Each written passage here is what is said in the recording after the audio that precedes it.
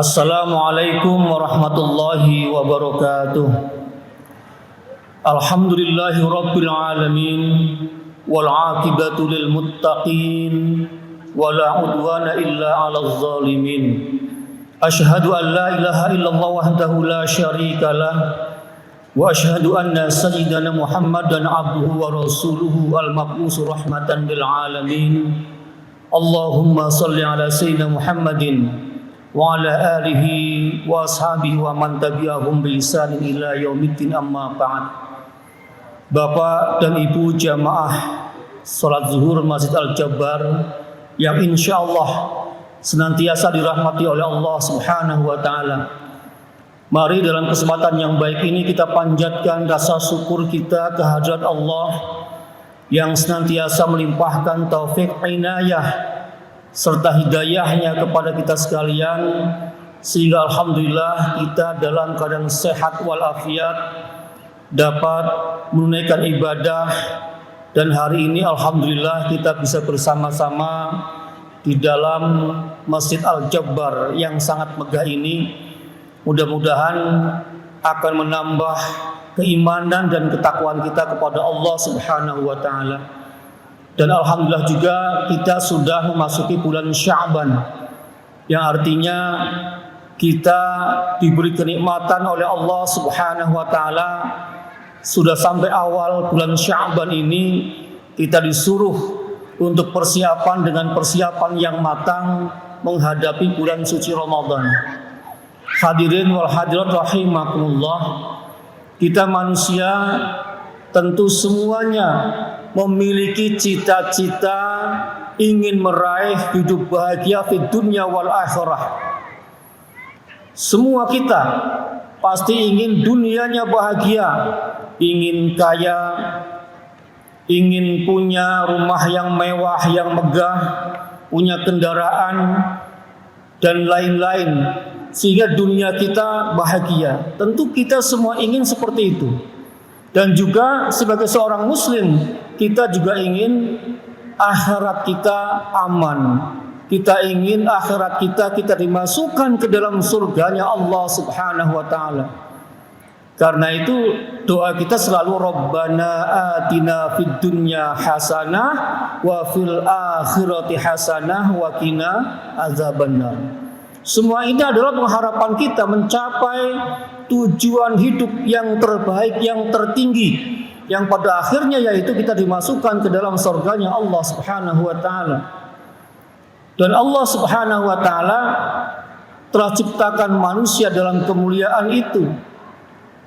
Laqad khalaqnal insana fi ahsani taqwim. Kita diciptakan Allah dalam sempurna bentuk. Dan tentu saja kita juga telah dijanjikan oleh surganya Allah Subhanahu wa taala.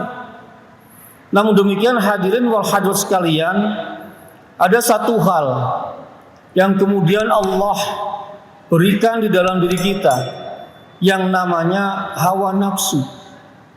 Nah, hawa nafsu inilah yang nantinya akan menjadi ujian bagi Bapak dan Ibu sekalian.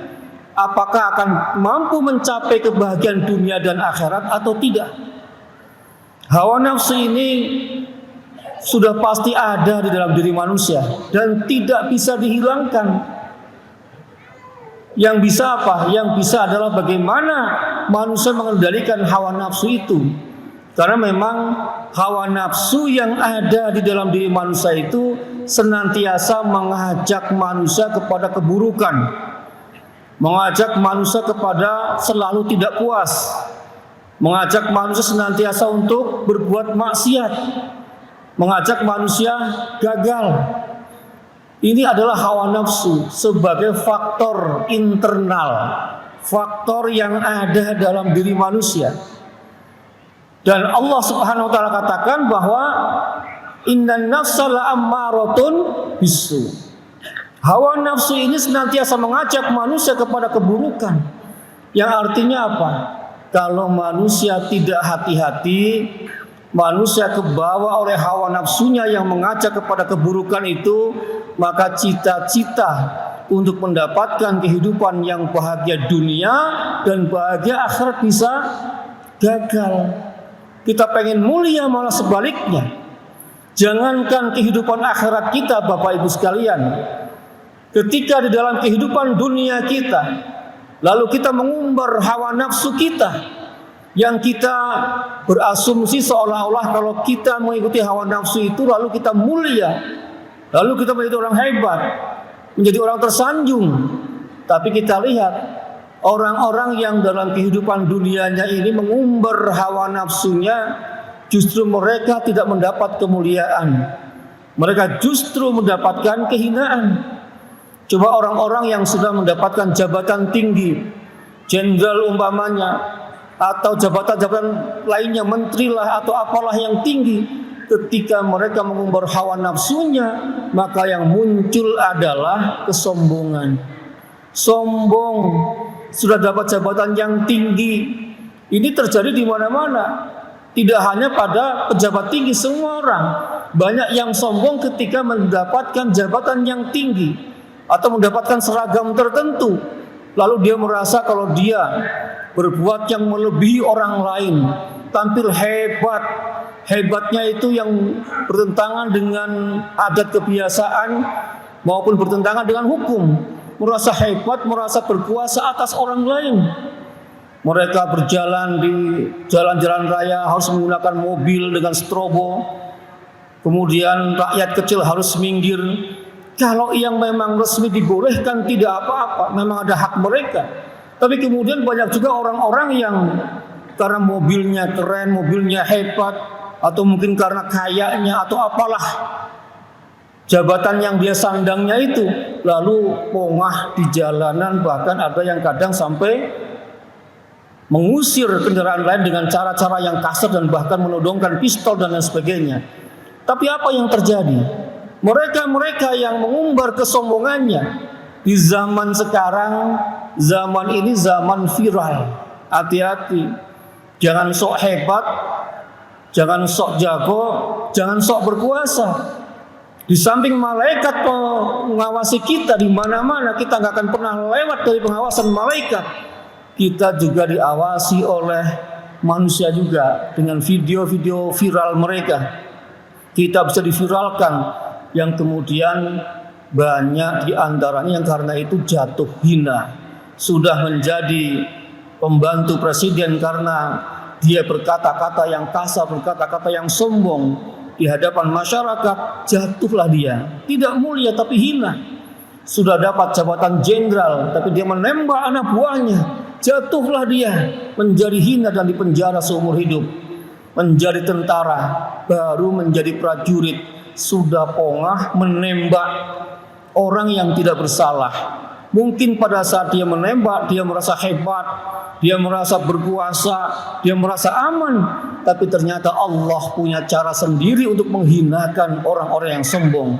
Maka kemudian pangkat dan jabatannya yang diperoleh dengan susah payah, dan bisa jadi orang tuanya pengorbanannya luar biasa supaya anaknya jadi polisi, jadi tentara. Tapi kemudian karena yang bersangkutan tidak bisa menjaga hawa nafsunya, jatuhlah dia dalam kehinaan. Dan ini semua, tak polisi, tentara, pegawai negeri sipil ataupun pejabat apapun juga. Ketika kesombongan itu muncul, maka jangan dikira kesombongan itu akan membuat kita mulia, tapi sebaliknya akan membuat kita hina. Itulah dorongan-dorongan hawa nafsu. Hawa nafsu juga mendorong kita untuk mencintai dunia berlebihan, mencintai harta, kepengin tahta, juga terhadap lawan jenisnya. Kalau laki-laki terhadap perempuan, perempuan terhadap laki-laki. Kecintaan yang berlebih inilah kemudian Allah Subhanahu wa taala justru juga akan menghinakan orang-orang yang terlalu cinta kepada dunia, terlalu cinta kepada tahta, terlalu cinta kepada wanita. Kalau soal keinginan terhadap harta, terhadap tahta wanita, Allah Subhanahu wa taala memang sudah berikan itu, rasa kepingin itu ada. Memang itu hawa yang dihiaskan pada manusia.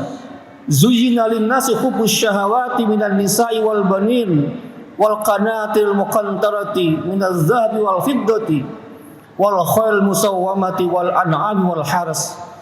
Ini Allah Subhanahu wa taala sudah umumkan bahwa manusia itu memang dihiasi dengan kecintaannya kepada lawan jenis, kecintaannya terhadap anak cucunya, kecintaannya terhadap harta benda, seluruh kekayaan dan hal-hal yang dianggap mulia oleh manusia. Tetapi tidak kemudian memperolehnya dengan cara-cara yang salah, atau ketika diperoleh dengan cara yang benar, setelah diperoleh dia berbuat pongah, berbuat sombong, sehingga dia pun dijatuhkan oleh Allah Subhanahu wa taala di dalam kehinaan. Inilah Bapak dan Ibu sekalian, kita mesti hati-hati dengan hawa nafsu kita. Karena manusia yang bahagia itu bukan manusia yang mengikuti hawa nafsunya, bukan manusia yang dikuasai oleh hawa nafsunya. Kalau Bapak Ibu ingin itu, kemudian dituruti, terus dituruti, maka ketika itu didasari oleh hawa nafsu, keinginan itu tidak akan pernah selesai. Karena maunya lagi sampai gila jadinya. Karena hawa nafsu itu seperti anak kecil. Anak kecil ketika dia masih menyusu kepada ibunya, ketika ibunya tidak mau menyapihnya, maka walaupun dia sudah lebih dari umur 2 tahun, dia tidak akan mau disapih kalau ibunya tidak mau nyapih. Maka hawa nafsu pun kitalah yang mengendalikan. Maka kata Allah Subhanahu wa taala, qad aflaha man zakkaha. Orang-orang yang mau membersihkan hawa nafsunya itulah orang-orang yang bakal bahagia. Wa qad khaba man dassaha. Dan orang-orang yang mengotori hawa nafsunya, membiarkan hawa nafsunya terlumuri dengan keserakahan, keangkuhan, kesombongan, bahkan kekufuran, maka tinggal tunggu kehancurannya, karena memang Allah telah menentukan demikian. Hadirin rahimakumullah, karena itu marilah kita tundukkan hawa nafsu kita, kita arahkan hawa nafsu kita menjadi hawa nafsu yang terkendali dengan cara pertama, perbanyaklah zikir kepada Allah Subhanahu wa taala.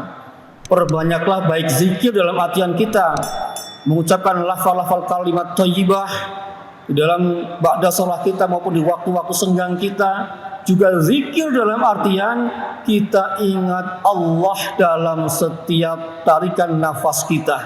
Dimanapun kita berada, kita ingat Allah, sehingga kita takut ketika kita akan maksiat. Kenapa banyak orang yang kemudian dia mau tanda tangan untuk sesuatu yang mungkin berbau korupsi ataupun kolusi, karena pada masa itu dia tidak takut dengan Allah Subhanahu wa taala. Kenapa ada orang selingkuh?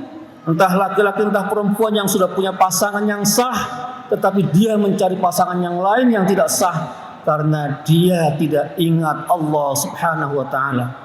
Maka dengan ingat Allah, sebagaimana dikatakan Allah Subhanahu wa taala, ala bi zikrillah tatmainnul qulub. Ingatlah, hanya dengan zikir, hanya ingat kepada Allah Subhanahu wa taala, maka hati kita akan tenang. Dengan hati tenang, maka insya Allah hawa nafsu dapat dikuasai dan dapat dikendalikan. Yang kedua, perbanyak syukur kita kepada Allah Subhanahu wa taala.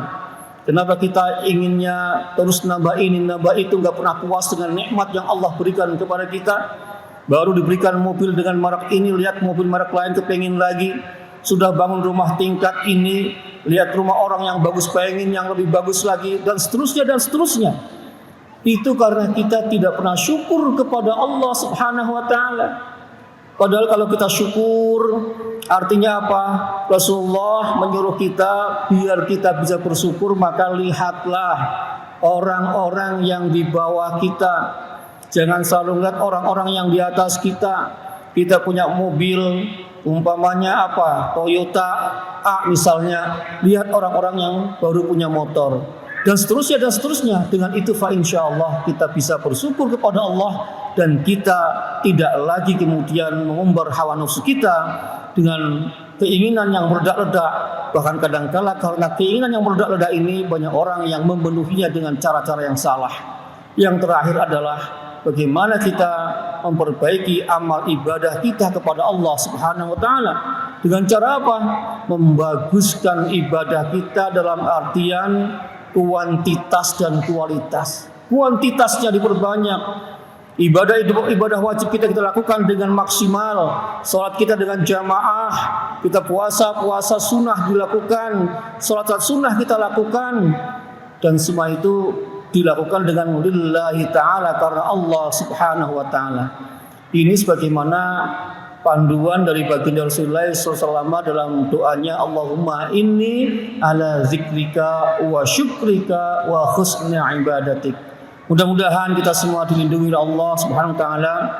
Mudah-mudahan kita dianugerahkan hidayah, kekuatan, sehingga kita bisa mengendalikan hawa nafsu kita, dan insya Allah kita akan menjadi orang-orang yang sukses dalam kehidupan dunia dan akhirat kita. Amin amin ya rabbal alamin. Demikian kultum zuhur kami sampaikan, mudah-mudahan bermanfaat untuk diri pribadi saja dan untuk kita semua. Billahi taufiq hidayah, wallahul muwaffiq ila aqwamit thoriq. Wassalamualaikum warahmatullahi wabarakatuh.